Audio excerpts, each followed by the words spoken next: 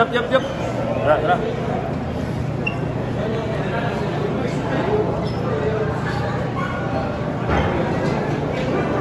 Unfortunately, yung defense ng Diego talagang prevented you guys scoring in that final stretch. From your perspective, ano yung implications from the fourth quarter? Siguro hindi namin makontain yung maayos yung momentum namin kasi we had that 10-point lead start ng third quarter. So, ang alam namin parang magtuloy-tuloy na pero we couldn't kept that lead. So, ang nangyari, ang bilis bumaliktad ng momentum eh. So, ang ending, nag-collapse kami sa defense namin, which is yung bread and butter namin.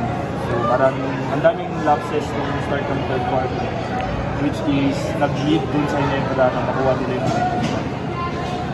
So, they break na nila yung way na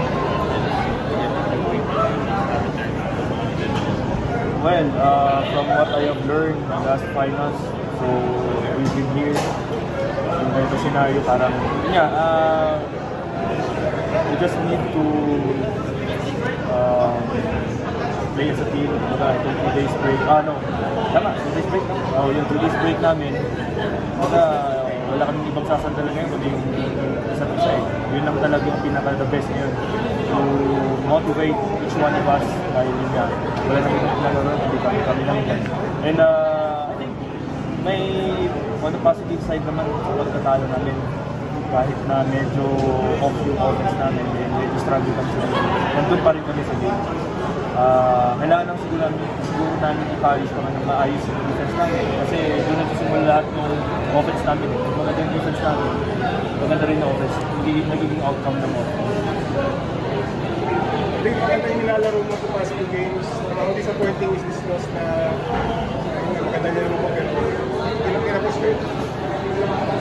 Siguro extra motivation sa akin yung nagkaroon ako ng malaking pressure sa team and then sa mga fans na rin kasi yun nga yung pagkawala ni Jason talaga nabigla rin ako sa sitwasyon eh, hindi ko akalain kumbaga parang pinargo ko lahat pero at least na-overcome ko ito lumabas yung laro ko and then hindi ko personally nakausap si Kuya Jason pero tinataan lang nito sa mga utility namin and then nagbigay lang din siya ng advice kung dapat kong gawin so pinaral kong mabuti nanonood ako ng games namin and then ko nakita na parang ito yung magandang gawin. Kaya siguro kung bunga yung